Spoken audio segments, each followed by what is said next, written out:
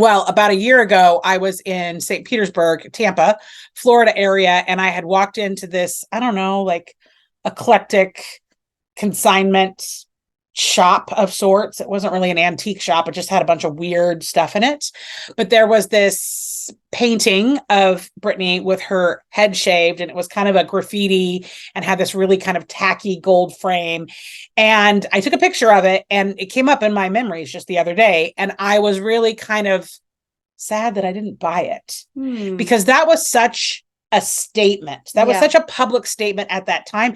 Because even at that time, whatever the year was, like, we still weren't really talking about mental health the way we're talking about it today. And the whole thing about the conservatorship, which is a very hard word to say, I didn't realize it went on for 13 years. Yeah. That's insane to me. Welcome to Amy Liz Harrison's podcast, Eternally Amy, a mum of eight's journey from jail to joy, a Gen Xer who overcame her struggle with alcohol to become a best-selling author and mental health advocate. She shares stories of hope and offers ideas for others struggling with mental health challenges. One thing is for sure, you'll leave with something to chew on. And now, here's your host, Amy Liz Harrison. Greetings, compadres. I have Elise Bryson here. We're like in real life. Sober curator. We're like, dude, I can touch her. We're not on Hollywood Squares. No. We're here in person. Mm-hmm. And guess what we read? This is another episode of the Boozeless Book Club. And we read Britney Spears, The Woman in Me. First of all, I need to know, if you had to pick one, what was your favorite Britney Spears song / what is your favorite Britney Spears? And you could pick like two. All right.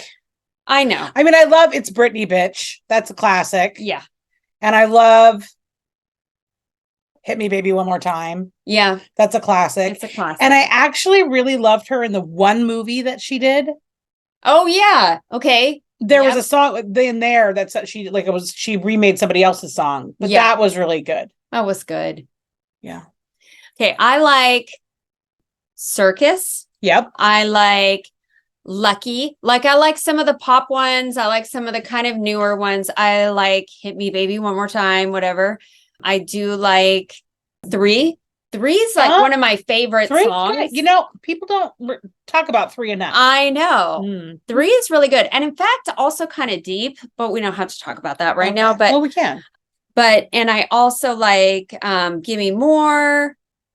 I guess you could say I'm a low level Britney Spears fan. I mean, I love her whole catalog. What can I say? I do. I'm not a fan of the slow songs, maybe, but that's okay. Maybe it's a character defect in me. No, I like if it's Britney, I want it to be pop. I want to dance. I want to shake it a little bit. Yeah, exactly.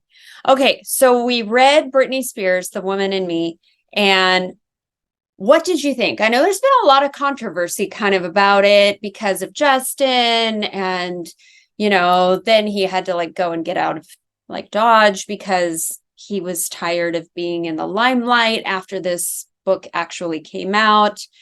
Yeah. Other than that, what did you think? Well, why don't I read the excerpt of the book? Oh yeah, we're going to start with that. We're going to start with that. Yeah. Okay. So The Woman in Me is a brave and astonishingly moving story about freedom, fame, motherhood, survival, faith, and hope.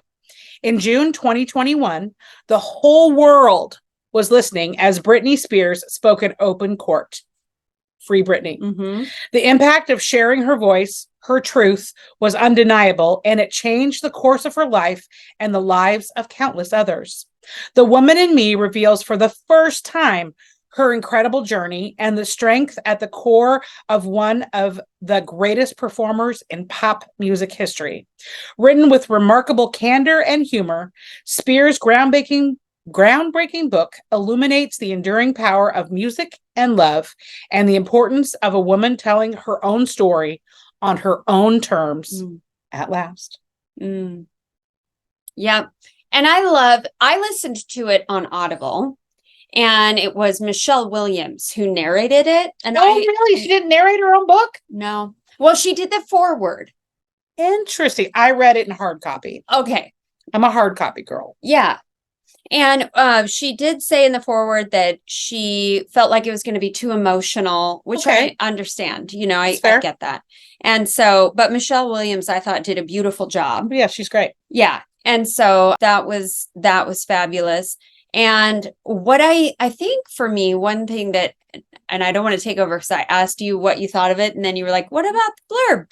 But one thing that I just quickly want to say is that I really had forgotten about Britney, but I think until everything with the court case, and why am I wanting to say censorship when that's not the conservatorship? The conservatorship. It's a big word. It's a big word, especially for a late Friday afternoon.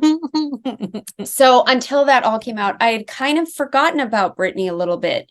And so I was really happy to read this book and to read about her journey. And she's been through a lot. She's been through a lot, and especially when you go all the way back to her Disney days, like going all the way back and growing up in the limelight. And I really think I didn't realize how quote unquote poor she was growing up until she made it.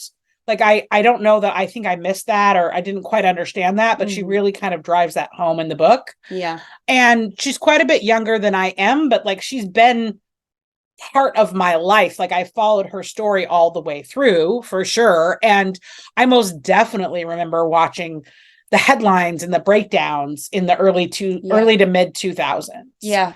And, you know, it was interesting. I knew we were reading this book, and my memories came up. You know how Facebook, the memories come up and show you what you posted whenever. Well, about a year ago, I was in St. Petersburg, Tampa, Florida area, and I had walked into this, I don't know, like eclectic consignment shop of sorts. It wasn't really an antique shop. It just had a bunch of weird stuff in it.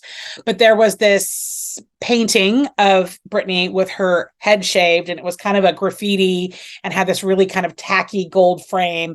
And I took a picture of it, and it came up in my memories just the other day. And I was really kind of sad that I didn't buy it because that was such a statement. That was such a public statement at that time. Because even at that time, whatever the year was, like, we still weren't really talking about mental health the way we're talking about it today. And the whole thing about the conservatorship, which is a very hard word to say, I didn't realize it went on for 13 years. Yeah. That's insane to me. Yeah. Yeah. That's insane that other people that made money off of her had that much control over her life when she was so functioning. Yeah. For all practical purposes.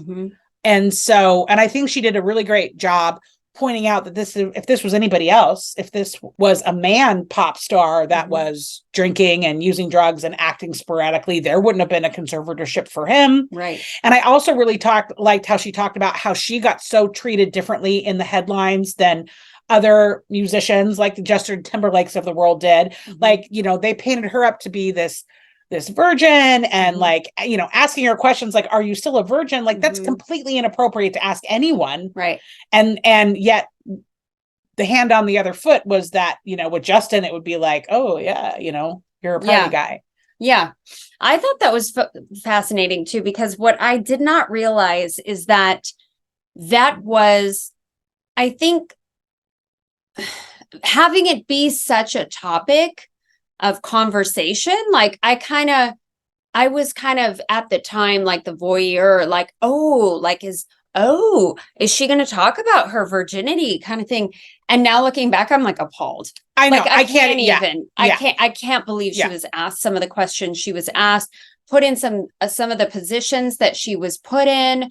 I can remember watching, and I don't think was it this Barbara Walters interview that everybody's like, okay, I don't remember that one, but I watched an interview with Britney and K-Fed, and she kept, she was asked questions, and then she kept giving air quotes.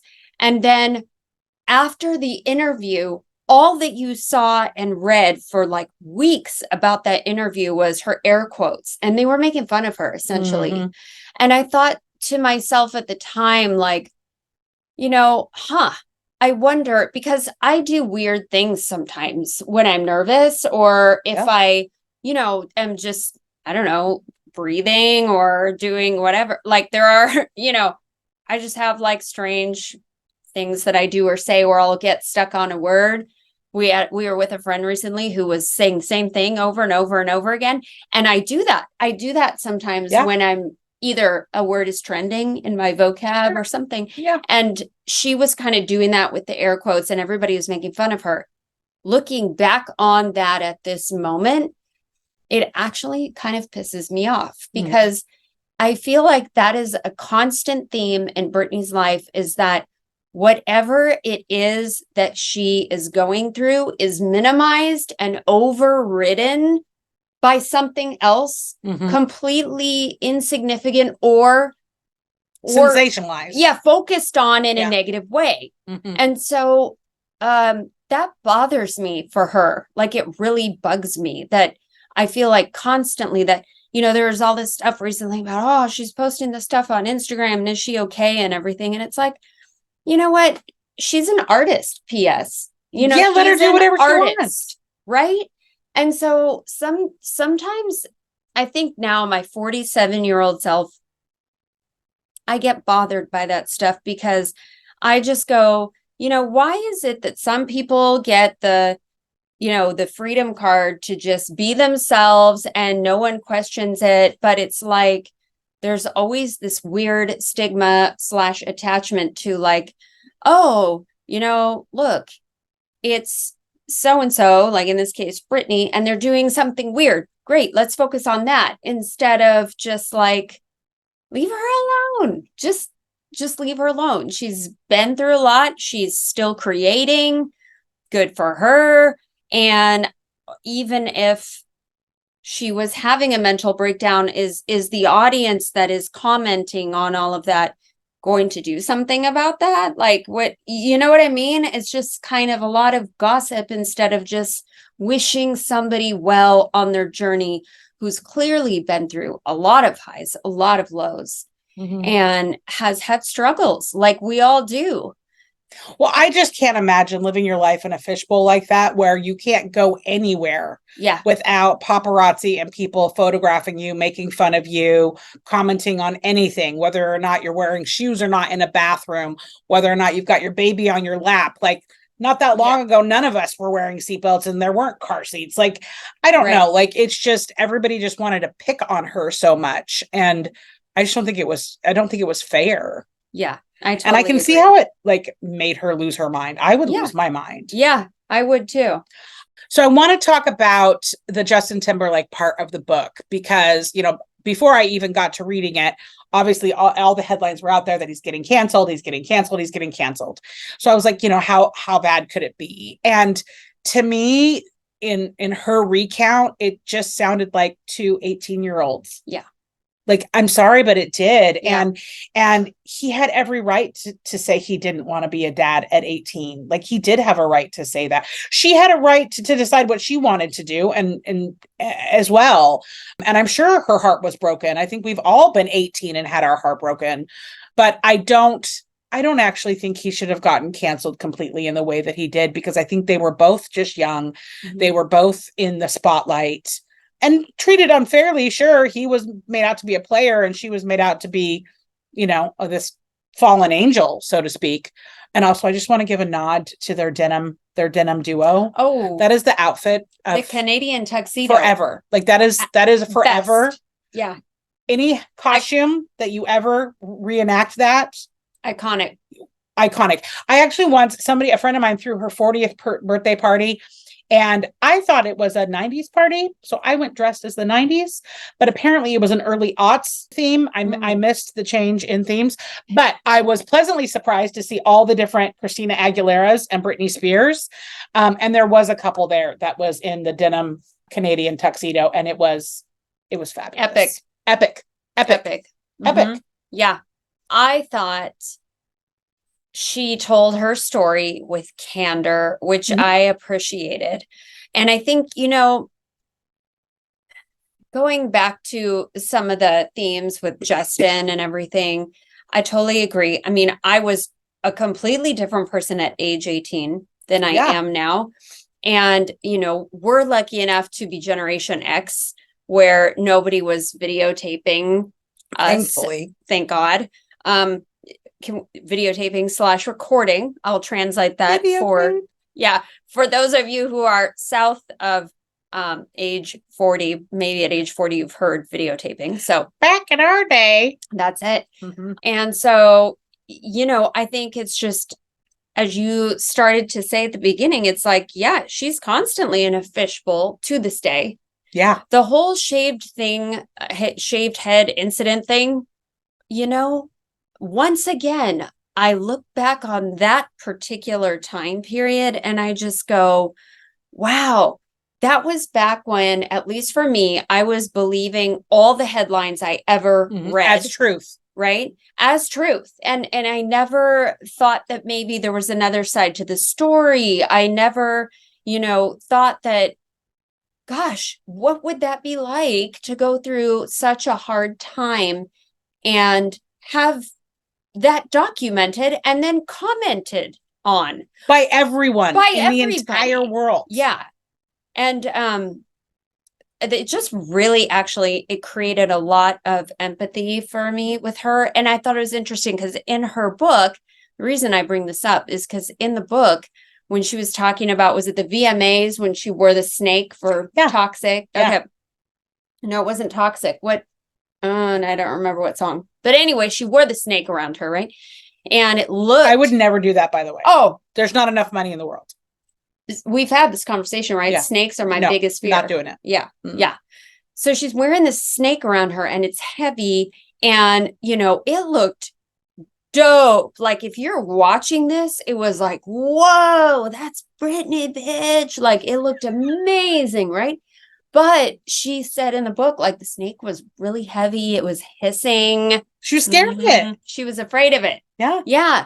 And so once again, like it's that concept of perspective, right? Well, she's a true performer. Yeah. She's a true performer. Yeah. There's only two types of people in the world.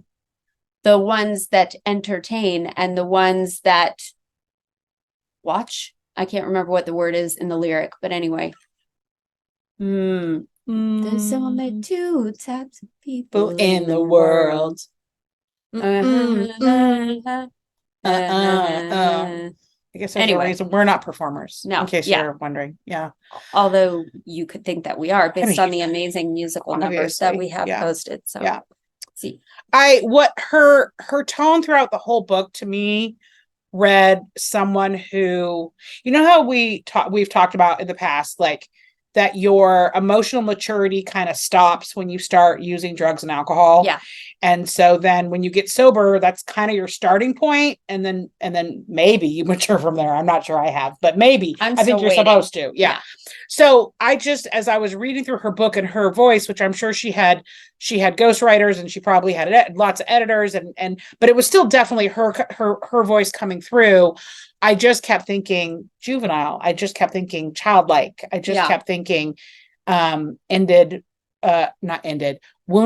Yeah. Hurt, childlike persona. Yeah. And that kind of made me sad for her. Yeah. Yeah. She strikes me as that way in general. Yeah. And that is exactly, you totally nailed it. That's exactly what I think of when I think of, that whole concept of like growth stopping at a certain point. And I think also, when I don't know this from personal experience, but when you're in a position where you are performer, you're performing all the time. So you kind of like, if you're growing up that way, I think it might be difficult to figure out a little bit like, who am I really? Mm. And to separate the performer from the person, I think must be difficult. It would definitely be a reason why I would turn to alcohol and drugs. And I mean, I always felt like insecure in my own self. And so I can only imagine too, being in an environment where it's pretty much expected, it's all around you, like, and then you got to wonder who's your friend, who's not your friend, who do you trust, who do you not trust? And then all of the drama going on with her family life. Well, and that's the thing is you should be able to trust your family. Yeah. But she talks a lot about how she had an alcoholic father and a codependent mother, and that eventually they're making a lot of money off of her. Yeah. And it was also interesting how she references her sister and how her sister did get to grow up with a lot of privilege, because by the time she was born, they were definitely had quite a bit of money and homes and whatnot. And interesting, I just started watching this TV show, Special Forces. Okay. It's got celebrities that are competing like to be like Navy SEALs, but reality TV style. And Jamie Lynn is one of the participants. Wow. And I think it's season 1 that she's in. And so far I'm like 3 or 4 episodes in. She's still on. She's still in it. I don't know how long she'll last. I definitely wouldn't have not lasted as far as she's lasting, but how she kind of grew up with this silver spoon and the issues the 2 sisters had, which I have a sister and sisters have issues. Like that's a for sure thing. But she was really groundbreaking in the fact that there weren't any other teenage superstars at her level. Right. That had ever come before between the time that she was coming into her own technology, the spreading of music. I mean, we were no longer getting 30 albums or 30 CDs for 99 cents. Things were going digital, it was like a real boom of a time. She wouldn't know anybody that, how would she know? She probably desperately wanted to trust someone and be loved by someone, and was constantly being let down. Yeah. But the shaving of the head and having all of that, like I would not want my rock bottom publicized. No. I think back to the weeks and days leading up to when I had my last drink and did my last drug, and I would not want any of that recorded. Right. At all, let alone plastered across the internet. Right. Exactly. There was a movie, I'm going to have to look this up, but it was about Brian Wilson from the Beach Boys. Okay. And he had a psychiatrist that was basically feeding him false diagnoses. And and he was gaslighting him essentially into believing that he had a bunch of mental disorders that he didn't actually have. And so they're giving him all these drugs and everything. And, kind of a similar abuse of power. Mm-hmm. Mm-hmm. Mm-hmm. And it messed him up. By the time they got to the point where they realized, what was going on. And of course, this doctor was hired as a private. I could be getting some of these details wrong, so you're going to have to fact check it. I at least need to find out what movie it was called. But it was fascinating, and it happens, I guess is my point, is that it happens. And I don't know where and how you move on from that point, because every person you meet, if you can't trust those closest to you, and especially in the industry that they were in, I mean, that would mess me up. I wouldn't know how to deal with it. Well, and I can almost understand a short conservatorship of why they're like trying to get her help and get her well. She talks about the going to treatment and the couple different times that she was in and out of AA, even though she never identifies herself as an alcoholic. But I do love that she, like, 2 different times in the book, she shouts about how the women of Alcoholics Anonymous are like phenomenal, amazing creatures. And you know what? It's true. It's totally true. It's totally true. So true. But the fact that it went on for as long as it did is 13 years. And the fact that she had a residency in Las Vegas and they're just making all this money off of her, and she can't even have dessert.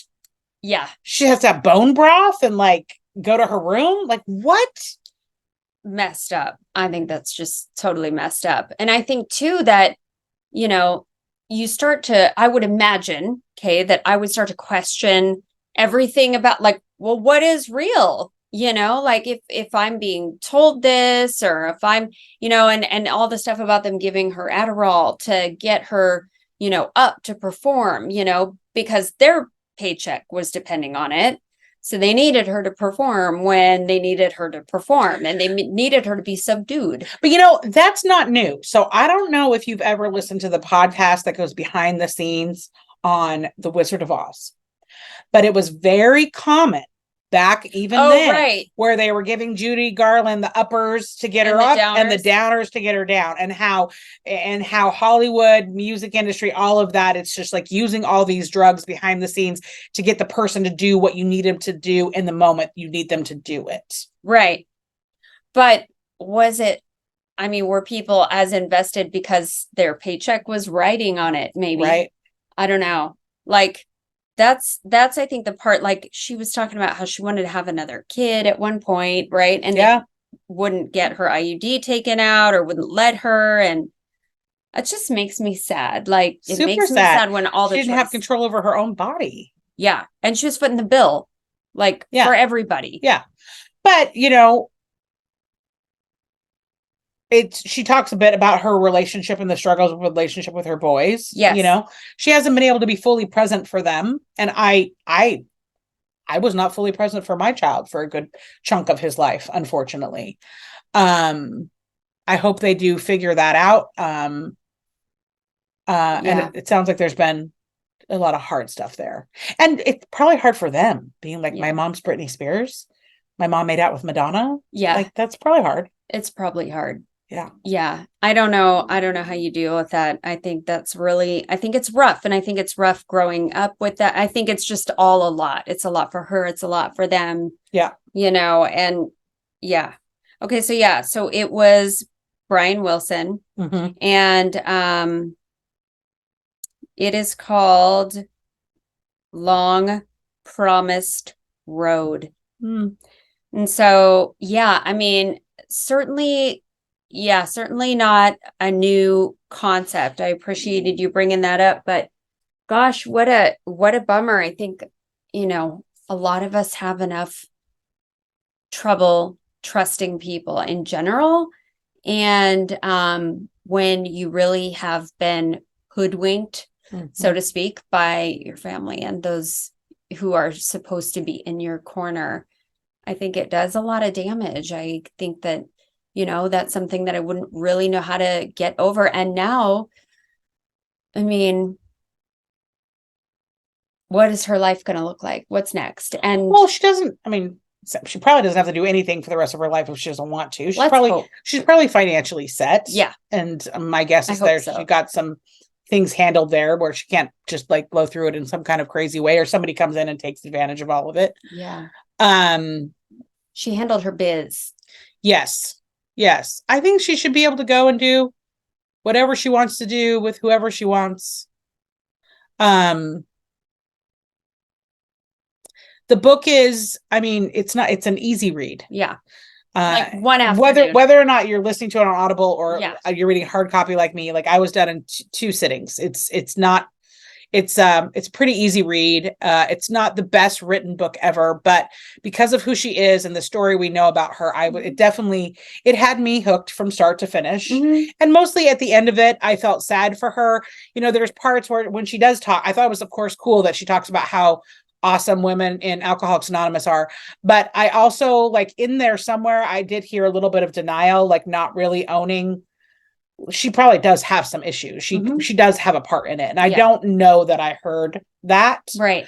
But I can understand maybe not wanting to vocalize that, because I do think she did a great job of making a point, like nobody else, a man wouldn't have been treated the way that she was treated in a conservatorship, in the way, like nobody else would have been treated like this situation. And the fact that the dad and the mom were able to get away with this for as long as they did, and all the people around them, it's not just one person, it's not just him. You think about that is a team of people that are all conspiring against her. Yes. To do all those things. So yeah. It just shows at the end of the day what greed and fame will do to people. And fear that they might lose, their financial security. And, I can't imagine what that is like for them now.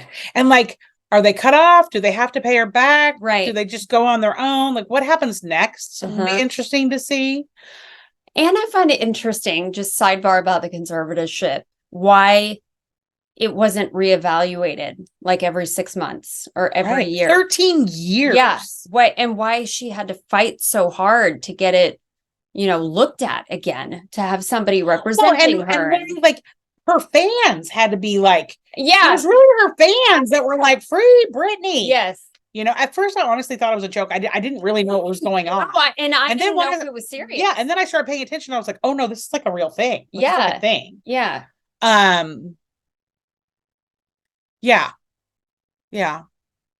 Here's the bottom line, though, for me, is that any woman in any stage of recovery, like, I'm proud of them, bar none. And I wish them well and nothing but the best. And however that looks for her, I'm like, Team Britney, you go, girl. Like, I really wish her happiness, joy, inner peace, and that any demons that she kind of still has remaining, that she, be brought to a place where she, can deal with those when the time is right, and really find a way to move on to new footing. That's like my wish for her. I hope she's enjoying still creating in the different ways that are presenting themselves to her. And I hope that she is happy with the people around her now who are truly in her corner. I hope that she can truly lean on those people. It's huge when you have those people in your life. And then having been through what she has been through, it's got to be all that much more valuable and terrifying at the same time. Mm-hmm. I also love, like, she owns the fact that she's not very good at styling herself. She's not. Mm-hmm. Yeah, she's definitely not. And it'll be interesting to see, like, will she go on to have a music career? After this book came out, that footage got leaked of her trying out for The Notebook. Did you see it? Oh, no, I didn't see it, but yeah. It's actually pretty good. Was she? Pretty good. I mean, I think that the right person got cast. Yeah. But she's pretty good. Yeah. Yeah, it's pretty good. So I don't know. I don't know what we'll see from her. I don't know if we'll see clothing lines like Jessica Simpson and J-Lo, or if she'll make more music, or if, maybe she just wants to go live on a farm with horses and puppies. Like, she could. She could.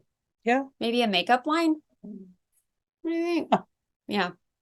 All right. Well, I would recommend it especially if you're on a vacay and you're just like, I want to read something, it's not going to take very long, but is meaningful at the same time.